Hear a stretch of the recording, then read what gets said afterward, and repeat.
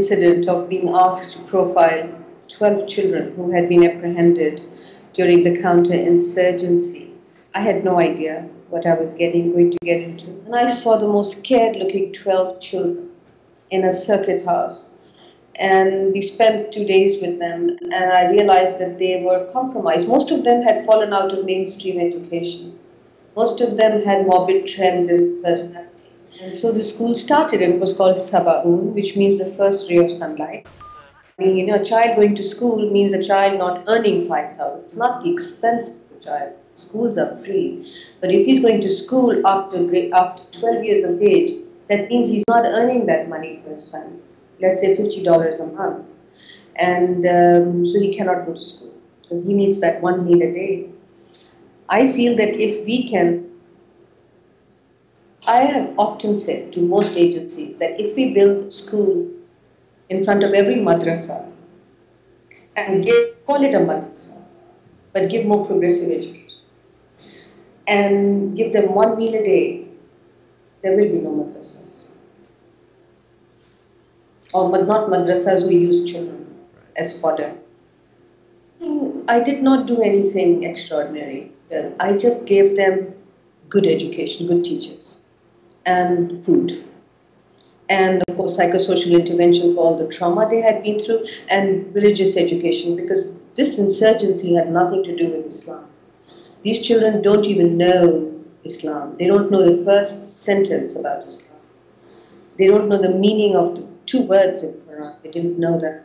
So we've given them religious education, which is very broad-based, and we use concepts from social psychology like integrative complexity now, because I've met another wonderful person from Cambridge who has given me this de-radicalization model, Dr. Sarah Savage. And these children have learned. They have built bridges over their troughs. They have accomplished 68 I wish I could show you photographs. They look like children from any public school in England somewhere. When they came, they looked so different. And now they didn't want to wear trousers, by the way, because to them, they were told to wear trousers is being a kafir murtad, which is a non-believer, because Westerners wear trousers. And now when they went home, they would not. So now they love wearing trousers. Jeans or trousers? No, they're uniforms, which has beige trousers and green and white striped shirt and green blazer. It's a belief that you have to hate all Westerners, especially Americans, and they had 95% of them believed that the Pakistan army was an American army with Hindu soldiers, and they had to kill them. They came with a lot of hatred.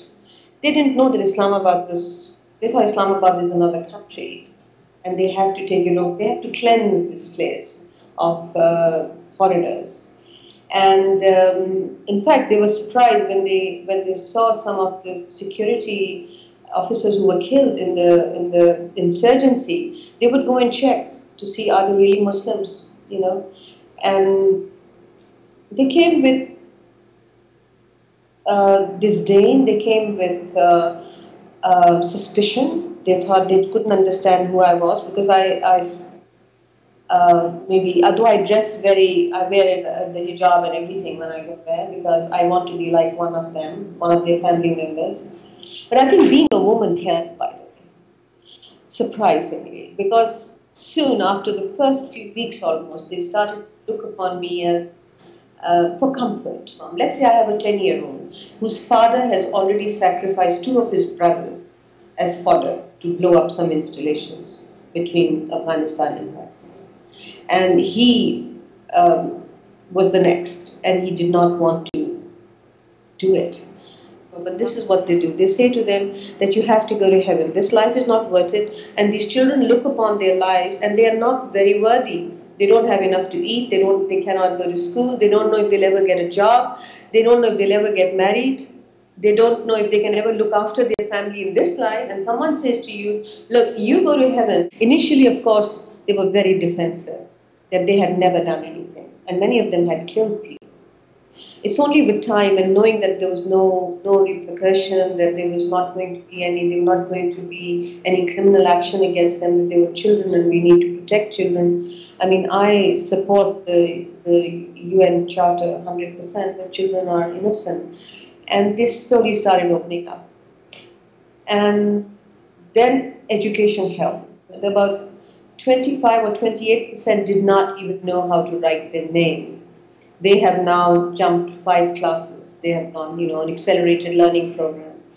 So they changed. As soon as they realized that we were not to punish them. As soon as they realized they were well fed, they were well looked after, and all they had to do was to understand that heaven, you don't have to die now. You can achieve a little bit of heaven in this world.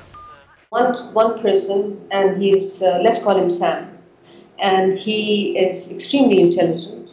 His father was killed by the Pakistan army because he was sending children from the school that he ran to the terrorists. And he had a lot of anger against the army when he came. And he was my concern because he was also intelligent. So it's easy to influence who lack that cognitive ability to be resistant to change. Well, he was resistant to change. He refused to wear the uniform. And I said, it's okay, you can wear shalwar kameez, it's all right. But soon he himself started wearing the uniform. And then the blazer. And he has just gone to one of the premier colleges, wearing his blazer, wearing his trousers. But the problem with him is when he goes back to the community, he doesn't want to wear the shalwar kameez anymore.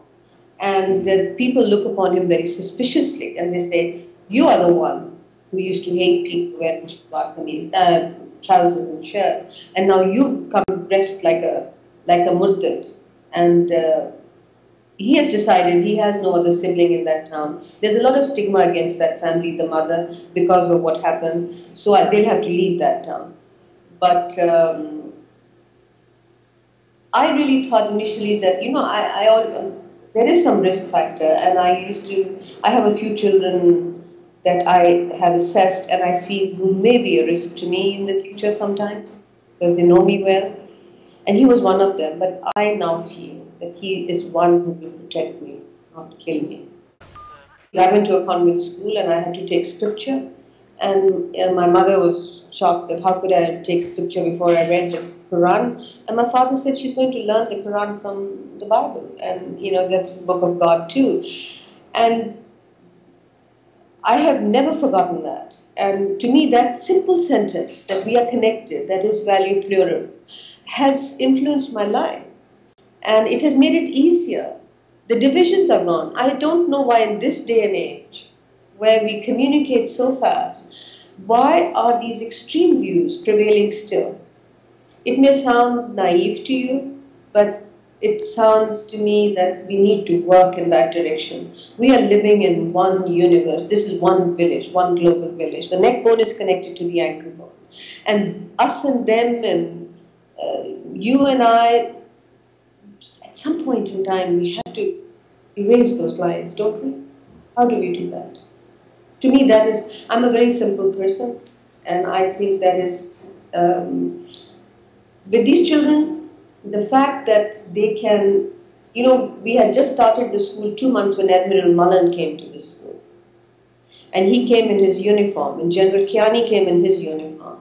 And when the children saw both of them together, they said, oh, there she is. She was telling us this is a Pakistani army. It's not. And now when visitors come, they are so happy. Most of them now want to go to the US, they want to go to England, they want to experience India. They always thought India was an enemy.